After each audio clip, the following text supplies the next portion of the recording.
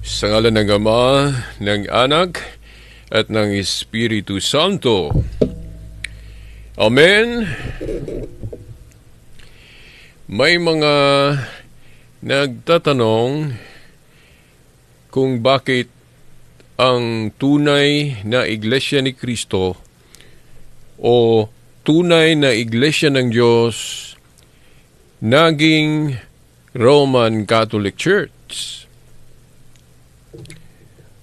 May nakadebate akong Iglesia ni Cristo. Informal yata yung debate na iyon, hindi formal. At may naka-argue din ako sa social media, sa Facebook, na sabi niya sa akin, hindi totoo na ang Roman Catholic Church ang tunay na iglesia ng Diyos. Dahil sa pangalan pa lang, hindi na ito mababasa sa Biblia. Dahil wala namang mabasa sa Biblia Roman Catholic Church. Pero bakit ba sinabi nating ang tunay na iglesia ni Cristo o tunay na iglesia ng Diyos naging Roman Catholic Church? Ito ang hindi alam ng marami.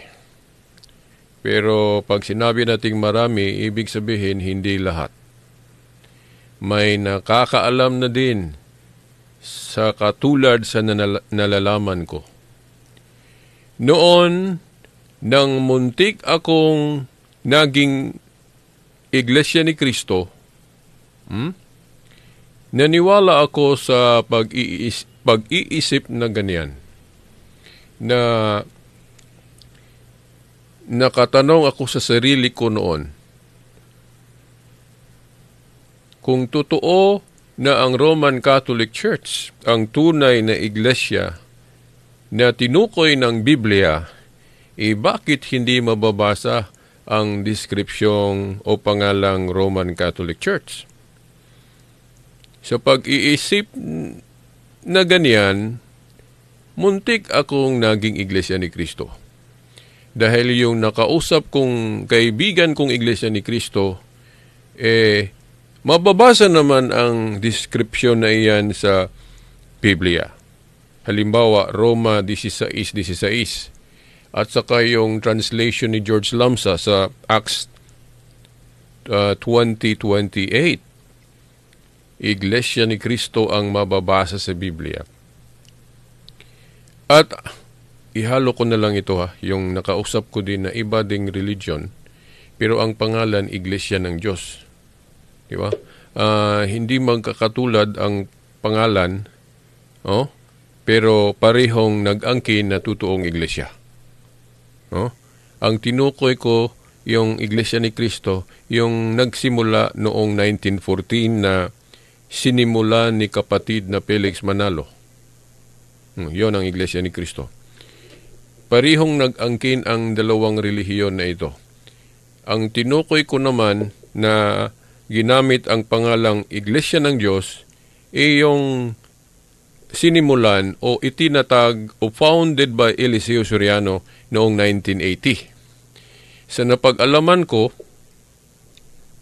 paiba-iba ang pangalan na ginamit ni Eliseo Soriano sa grupo niya, pero ang huling na rehistro niya na pangalan sa SEC ay yung MCGI o Members of the Church of God International. Kung basahin natin ang Biblia, totoong mabasa ang pangalang Church of God. Totoo ding mabasa ang pangalang Iglesia ni Cristo o Church of Christ sa Biblia. Pero hindi kayo nagtataka? Hindi pareho ang mga relihiyon na ito. Hindi ito nag-agree. Iba ang buong itinuro ni Eliseo Soriano, iba din yung kay kapatid na Felix Manalo. Hindi ba kayo nagtataka parehong gumamit ng Biblia? parehong ang mga pangalan na mababasa sa Biblia, pero hindi nagkakasundo. Bigyan ko kayo ng halimbawa. Ang Iglesia ni Cristo ni kapatid na Felix Manalo, nangangaral na ang ating Panginoong Jesucristo hindi Diyos.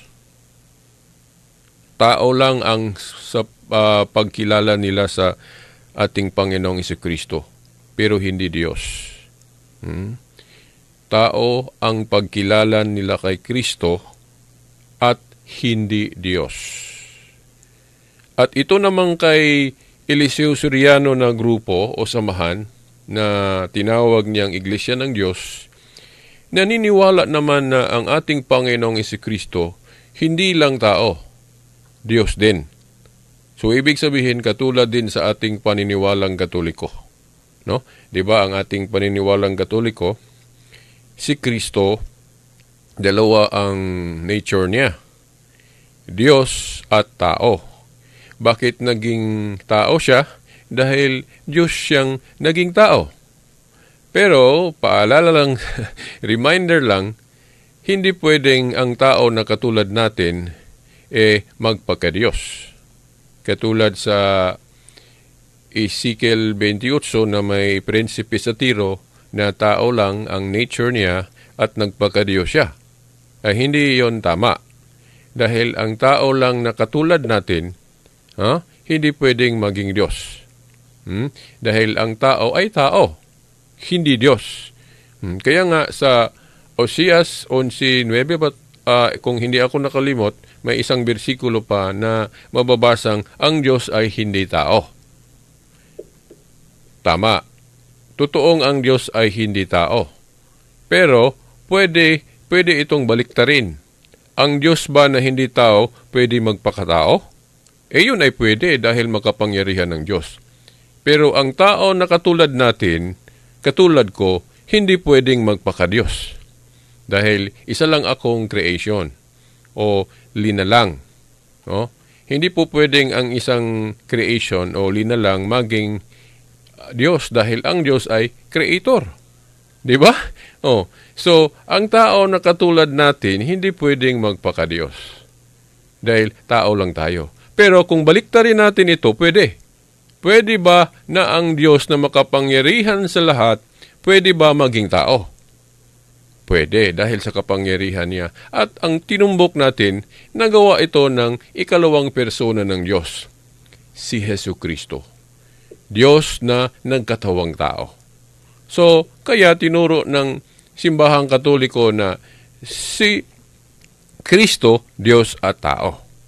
May kalikasang tao at siyempre may kalikasang Diyos dahil Diyos siya na nagkatawang tao. Pero itong Iglesia ni Cristo ni kapatid na Felix Manalo, mabasa nga ang pangalan sa Biblia, Iglesia ni Cristo, pero ang itinuturo ay salungat sa itinuturo ng Biblia.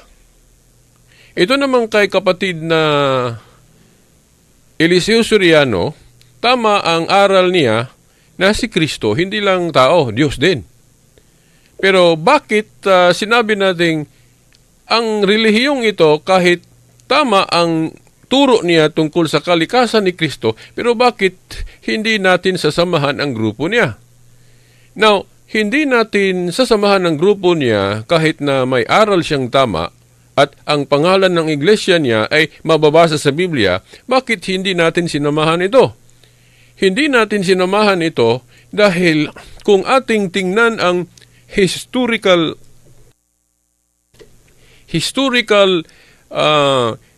na kaganapan o yung tinatawag nating historical evidence, kapag itukoy natin ang tunay na iglesia ng Diyos, nagsisimula ito noong 1st century o unang siglo.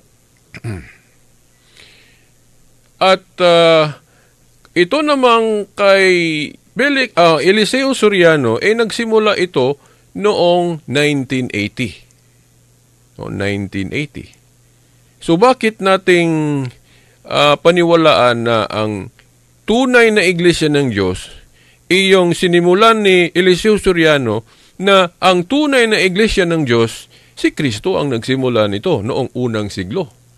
Mga 30 or 33 AD. Sabihin na lang nating unang siglo. Dahil ang 30 or 33, depende kasi ito sa reference natin. May mababasang 30 AD na simula ni Kristo ang iglesia. Meron ding 33. So, nagdiferensya ng 3 taon. So, kung sino man ang tama nito, pero sigurado tayo na nasa unang siglo ito. Dahil pag sinabi nating unang siglo, the first 100 years. Di ba? From AD 1 to 100, yan ang unang siglo, 100 years. Di ba? So ang 30 or 33 nasa unang siglo ito. Di ba? So ang tunay na iglesia ng Diyos at iglesia ni Kristo. By the way, kung tingnan natin ang Biblia, basahin natin ang Biblia, ang iglesia ni Kristo ng Biblia at iglesia ng Diyos ay iisa lang. Hindi ito dalawa at magkaiba. Magkaiba lang ang mga description dahil paiba-iba kasi ang tawag kung babasahin natin ang Biblia. Hindi ito hindi ito nakasentro o nakapokus lang sa isang description. Bigyan ko kayo ng mga halimbawa na hindi ko nakalimutan. Sa Biblia, ang iglesia na itinatag ni Kristo, may mababasang tinawag ito ni Pedro na the chosen people o piniling katauhan o piniling nasod. Kaya nga, may grupo ngayon na hindi si Kristo ang founder, sinimulan lang ng tao, na itukoy ko ang pangalan dahil totoo naman ito, si Brother Paulino Agapay, peace be upon him, we respect him, na nagrespeto tayo sa taong ito at leader ito, founder ito ng mga kaibigan kong piniling nasod. Okay, ginamit nila ang pangalang chosen people o piniling nasod dahil sinalita ito ni Pedro sa, kung hindi ako nakalimot, unang Pedro 2:9. So, ang tunay na iglesia, tinawag ding chosen people o piniling nasod. Di ba? Pero ang tunay na piniling nasod o chosen people, ito naman ang iglesia ni Kristo o iglesia ng Diyos. Dahil kung babasahin ito ng Biblia, paiba-iba ang tawag ng mga apostol sa iglesia na sinimula ni Kristo. May bababasang tinawag ito ni Pablo na iglesia ng Korinto. Bakit tinawag ni Pablo ang iglesia ng Korinto? Dahil may mga taga-Korinto ang napasama o umanib sa iglesia na sinimula ni Kristo. At pagdating naman sa Thessalonica, tinawag din itong iglesia ng Thessalonica. Bakit tinawag na iglesia ng Thessalonica? Dahil may umanib din sa iglesia na sinimula ni Kristo sa Thessalonica. At sa Book of Acts, may mababasa ding tinawag na Christians o mga Kristiyano. At kung babasahin natin ang Juan 3:3-5, pwede din itong tawaging mga, yung salitang born again. Born of the above. Kaya nga, may mga kaibigan din tayong napasama sa grupo niyan na tinawag na born again. Pero kung babasahin natin ang Biblia, iisang pangkat lang ito. Iisang relihiyon lang ito. Iisang grupo lang ito, tinawag lang sa magkaibang description. Hindi ito paiba-iba ng grupo. Iisa lang ito, mga kapatid at mga magulang. At ito ang hindi nalaman ng marami. Kaya sila humiwalay sa Roman Catholic Church. Hindi kasi nila alam na itong iisang iglesia ni Kristo o iglesia ng Diyos at Roman Catholic Church, batay sa history, iisa lang ito, mga kapatid at mga magulang. Hindi ko alam ito noon, kaya muntik akong humiwalay sa Roman Catholic Church at muntik akong napasama sa Iglesia ni Kristo. At muntik din akong maging Sabadista dahil nasa Biblia naman ang turo na Sabat ang Saturday. Nang hindi ko pa alam na ang Jewish Sabbath pala ay shadow na observance ito. Yung Saturday. Sinalita ito ni Pablo sa Colossians na yung Jewish Sabbath ay shadow. Ibig sabihin, hindi pa ito ang fulfillment, katuparan, no? Ano ba 'yun? Hinintay ang fulfillment at napag-alaman natin ang araw ng resurrection ni Jesus Christ. Ito pala ang fulfillment ng Sabat. Nasa katekism ng Katoliko ito. Hindi ko ito alam noon. Okay. Nalaman ko na ang Lord's Day Sunday pala ang fulfillment ng Sabat, no? Pero iba ang topic natin, hindi Sabat, no? Sinabi ko lang ito dahil nabanggit ko ang Sabadista din, na muntik akong napaanib din sa grupong ito nang dahil sa turo nilang may biblical reference naman. Huh? Pero sa sinabi ko na sa mga programa kong nakaraan, hindi porki gumamit ng Biblia, hindi porki nasa Biblia ang mga aral, unawain ng ang samahan nila totoong iglesia na. Hindi po, mga kapatid at mga magulang, na kapag nasa Biblia ang mga ipinangaral, totoong iglesia na ang sinamahan nila. Dahil, uulitin ko yung nasabi ko sa debate namin ng kaibigan kong hindi ko nalang pangalanan, no? Kung nakapanood kayo sa debate namin, ginamit ko ang argumento na ito. Halimbawa ako, magsimula ako ng panibagong samahan o iglesia. Shall we say, tatawagin kong iglesia ng Diyos, katulad ni Eliseo Soriano. Gagamitin ko ang pangalang iglesia ng Diyos. Sa samahang sisimulan ko, hiwalayan ko ang Roman Catholic Church at magtatag o magsimula ako ng panibagong grupo. Gagamitin ko ang description o pangalang Iglesia ng Diyos dahil nasa Biblia. Ngayon, dahil nasa Biblia ba ang pangalan ng iglesia ko na tatagin o simulan, unawain ng totoong iglesia ang simulan ko dahil nasa Biblia ang pangalan? At saka kopyahin ko lahat na turo ng Biblia. Mga aral ng Biblia, kopyahin ko at ito din ang ituro ko. Ngayon, dahil nasa Biblia ba ang pangalan ng iglesia ko na sisimulan at nasa Biblia din ang mga aral, unawain ng totoong iglesia ang sisimulan ko? Hindi. Bakit hindi? Dahil ang tunay na iglesia ng Diyos, noong first century ito na simula ni Kristo. Bakit magsimula pa ako ng bagong grupo o samahan na nasimulan naman ito ni Kristo noon pang unang siglo? At may pangako pa siya nito na ang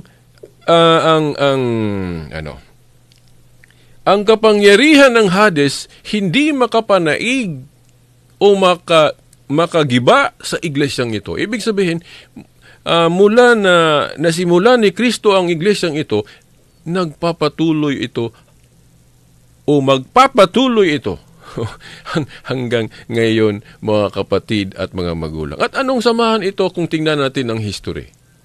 Anong samahan sa mundo ang makabigay patunay na ito ang samahan na sinimula ni Kristo at mga apostol na nagpapatuloy hanggang ngayon?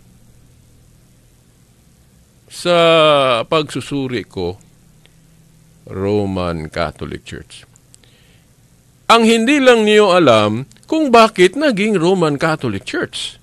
Bakit natawag ding Roman Catholic Church ang tunay na iglesia ng Diyos o iglesia ni Kristo? Mga kapatid at mga magulang. Ito kasi ang nakikita natin sa history. Kung bakit tinawag itong Catholic, dahil ito ang malaking distinction. Malaki ba yung tamang term? Hindi ko alam. Baka nagkakamali ako. Basta, ang description ng Catholic kasi, ito ang description na nag-distinguish o nagpapaiba sa unang relihiyon na tinukoy ng Old Testament o ang ibig kong sabihin, Judaism. Kapag babasahin kasi natin ang Biblia, may tatlong paghahati ito. Yung patriarchal religion, Jewish religion at Christianity. Yung patriarchal religion, panahon ni Noah, mga kapatid at mga magulang, Abraham, yun ang tinatawag nating patriarchal religion. Pagdating ni Moises, tinatransform ito ng Judaism religion. Ibig sabihin, nawala ang patriarchal dahil pinalitan ito ng Judaism religion. At ang mediator nito si Moises. At pagdating naman ni Jesus Christ sa New Testament, siya naman ang naging mediator, iisang mediator. Siya ang mediator sa New Covenant, si Jesus Christ. At ang grupong ito, tinawag ng Christians. At kung babasahin natin ang Biblia, paiba-iba ang tawag nito, mga kapatid at mga magulang. Now, ano ang kaibahan sa Judaism religion at Christianity? Ang Judaism religion ay para sa mga Hudyo lang ito. Ibig sabihin, kung hindi ka Hudyo, isa kang hintil, hindi ka pwedeng masakop. Iyon ang Judaism. Kapag hintil ka, iisipin kang karubaldumal o madumi. Kaya hindi ka pwedeng makapasok sa Jewish religion. Hindi pwedeng mapasama ka. Pero ang religion na ito, baka sasabihin nyo, may bias pala ang Diyos. Dahil mga Hudyo lang, hindi ipasama yung mga hintil na parehong tao naman ito. Parehong gawa niya. Hindi po dapat yun ang iisipin natin.